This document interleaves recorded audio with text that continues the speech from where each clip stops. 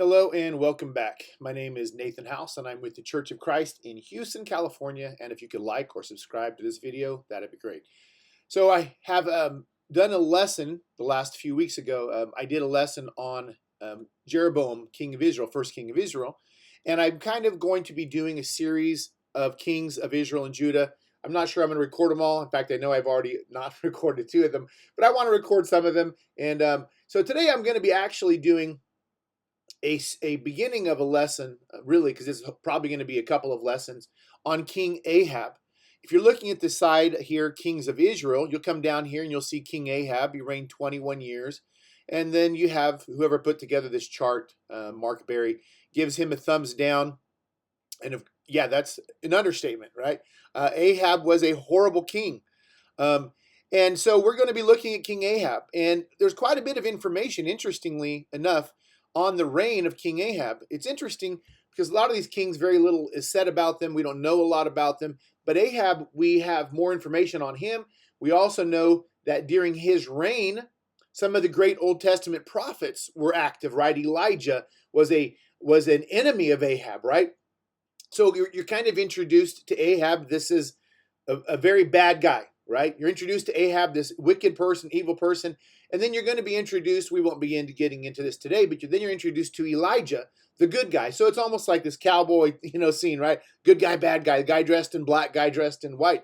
And so we're going to be looking today at kind of introducing to everybody out there to Ahab. If you're not familiar with Ahab, again, I would say that this is one of the most significant Old Testament kings of Israel, partially just because we have so much written about him. But as we get into this, I want to begin by asking this question, or I want to begin by contemplating this statement: the sin of trivializing sin. That's what we're going to be talking about. We're going to be talking about this aspect of sin, and I want to ask the question, I want us to be pondering this: do we ever trivialize sin? Does our society trivialize sin? I think maybe we would look at that and say, absolutely, our society trivializes sin. What about us individually? Do we trivialize sin? Do we minimize sin? Does the church at times minimize it? Individually, do we do this? So we're going to be looking at this and talking about this a bit today. And really, the danger of trivializing sin. Because if we see some aspect of sin as trivial, as insignificant, what is the likelihood then that we're going to go further into sin, further with sin? I think it certainly demonstrates that this is going to be a pattern that we will follow, right? If we're trivializing it, we're going to take it to another level. We're going to take it up a bit. And so again, are we ever guilty of trivializing sin? Do we tolerate sin? Do we minimize sin? Do we excuse sin? Do we justify sin? So these are going to be some things that we kind of talk about in today's lesson a bit. Let's start off in the book of Ezekiel. I know we're talking about Ahab, but let me start here. So this is a time during the Babylonian captivity. Ezekiel, the prophet, he's going to be taken by God in a vision, right? God's going to grab him by the hair of his head. He's going to bring Ezekiel in visions to Jerusalem. So God takes Ezekiel to Jerusalem so that Ezekiel can see some visions. He says here in verse 5, he said to me, son of man, and again, we might recognize that as a phrase used of Jesus Christ. It is used repeatedly in the Old Testament of this prophet Ezekiel. Son of man, lift up your eyes now toward the north.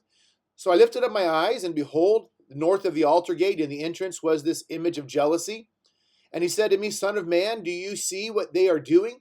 The great abominations that the house of Israel are committing here to drive me far from my sanctuary. So God brings Ezekiel here. He shows him this sin, this idol that is placed in the city of Jerusalem, right? Behold, north of the altar gate in the entrance. So we're introduced not just to the city of Jerusalem, but to the temple complex, right? The altar gate. And then he makes this statement to Ezekiel, you're going to see something even worse. Greater abomination. So he takes Ezekiel through a series of places where Ezekiel is again seeing time after time the sin of God's people. And each time God says, you're going to see something greater, right? Here we have it in verse 13. You will see greater abominations. Then he takes him down here and he says it again. You will see still, verse 15, greater abominations. Then we come to verse 16. He brings me to the inner court of the house of the Lord. So the inner court of the temple. At the entrance of the temple of the Lord, between the porch and the altar, 25 men, they're worshiping the sun. Rather, they're sitting in the temple complex, and instead of worshiping the Lord, they're worshiping the sun. And he says, do you see this, O Son of Man? Now notice this phrase, is it too light a thing for the house of Judah to commit the abominations that they commit here, that they should fill the land with violence? So all the sins they're doing, and God says, is this, do you think to them, Ezekiel, that this is a light thing? A light thing, an insignificant thing. The sin that they are committing, and he asks them, is it too light a thing? So we're introduced to this idea of trivializing sin in the book of Ezekiel. But let's go to the book of Kings. This is really where we're going to spend our time. And we're just going to look primarily at these first few verses, which are really just a summary statement. Especially the first two verses are just really a summary statement about King Ahab. Let's go ahead and read verse 29 and 30 and 30. In the 38th year of Asa, king of Judah, so let me toss this on here real quick. Here we have Asa, king of Judah. He reigns 41 years. So towards the end of his reign, Ahab becomes king, right? So we have a little bit of crossover between Asa and Ahab here. And it says, so in the 38th year of Asa, king of Judah, Ahab began to reign. He reigns 22 years. But notice this statement. Ahab, son of Omri, did evil in the sight of the Lord, more than all who were before him. A couple of things. First of all, this idea of in the sight of the Lord is a repeated idea regarding the kings of Israel and Judah, right? How does God view their reign? Was it right in the eyes of the Lord or wrong, evil in the sight of the Lord? So Ahab's is described as being evil in the sight of the Lord. And then we have this phrase, more than all who were before him. Now, that's a pretty interesting phrase. We see it again here in verse 33. Ahab did more to provoke the Lord. And this word provoke occurs 5 times in this chapter, right? 5 times in this chapter, this word provoke occurs. We're going to go back and look at him here in a second.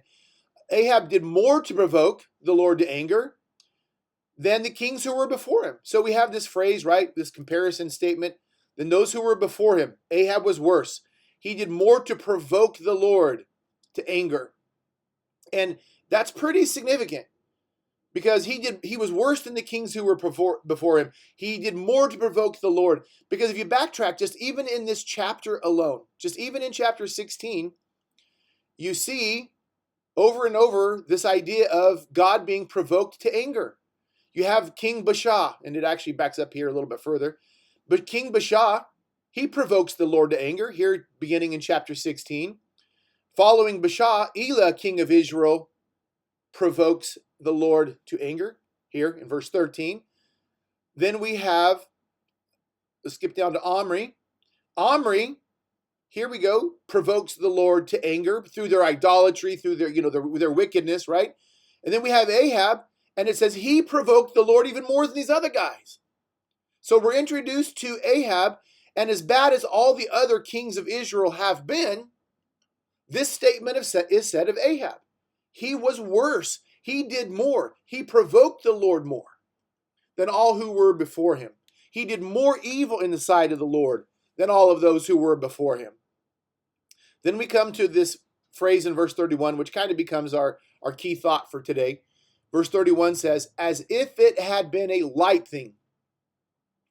As if it had been a light thing for him to walk in the sins of Jeroboam, right?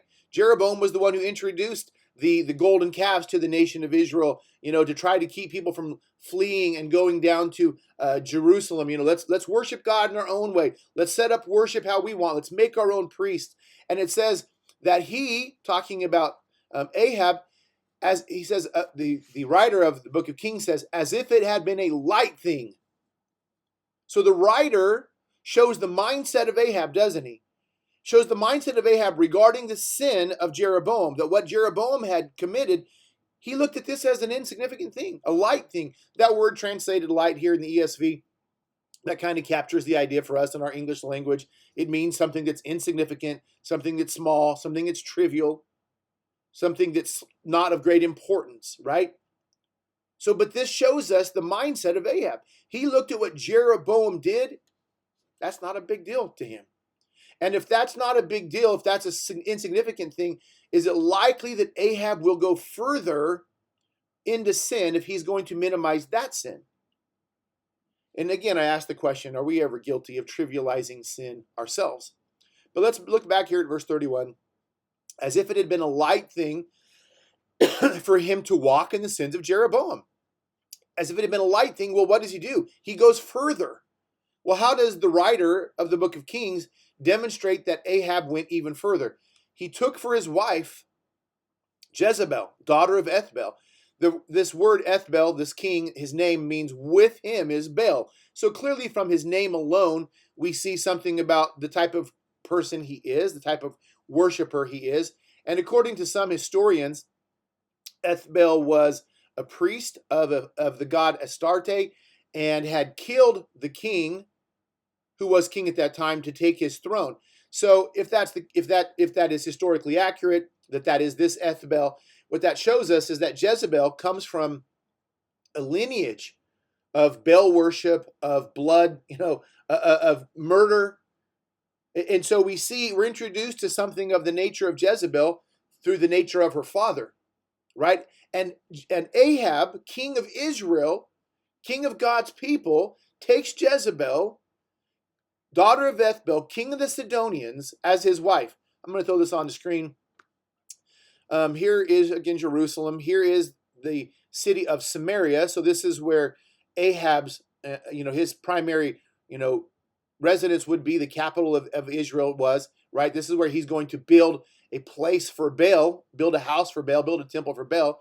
And he marries Jezebel. Her dad was king of the Sidonians, and so she was Phoenician, right? And from a military strategy, from a financial point of view, you're looking at trade, you're looking at trade routes, you're looking at strengthening your kingdom. It might make sense to kind of join these two kingdoms together in marriage, right? They have these great ports right along the sea. We could join in, trade with them. But what we see, though, is that the writer of the book of Kings looks at this marrying of Ahab to Jezebel. He looks at this as something that is taking sin to an even greater degree. He trivialized the sin of Jeroboam. He even went further. He marries Jezebel, the daughter of Ethbaal, king of the Sidonians. And what does he do? He goes and serves Baal and worships Baal. He erects an altar for Baal in the house of Baal, which he built in Samaria. He made an Asherah. So Asherah, kind of, according to everything you're going to read, is kind of the female counterpart to Baal. So perhaps you look at it as a husband-wife type of thing. So she's the counterpart to Baal, the female counterpart to Baal. And the worship of Baal, the worship of Asherah, both of these were sexual in nature. Baal was the god of fertility. And so they had pagan prostitution, pagan worship, very sexual in nature. So to worship Baal, to worship Asherah, you would have sex with temple prostitutes. And so then you would be, in their mindset, you would be encouraging the god of Baal, your god, Asherah, your goddess, to then bless your land, bring rain, be fertile. And so this is kind of what the worship of Baal looked like. Here is this interesting this interesting piece of archaeological artifact here, right? This dates to the 10th century, so 1,000 years before Christ, so roughly the time of King David.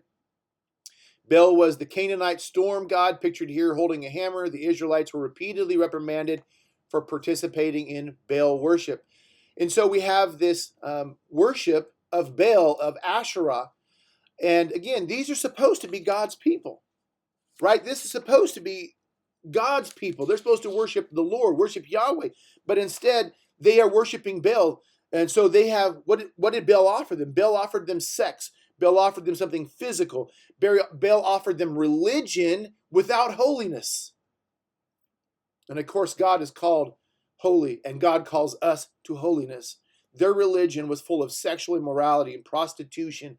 And this was something that not only did Ahab marry it in his own life, but he nationalized this, didn't he? He builds a house for Baal in Samaria. He erects an altar for Baal. He puts up an Asherah. And then it says again in verse 33, we already looked at this, Ahab did more to provoke the Lord, the God of Israel, to anger than all the kings who were before him. So there we have that additional summary statement. And again, this word provoke 5 times in this chapter, a total of 19 times in the book of Kings, this word provoke, describing how the kings of Israel provoked God to anger. So these bad guys are introduced in 1 Kings 16, but it comes down to the end of the list, and they said Ahab was the worst of them.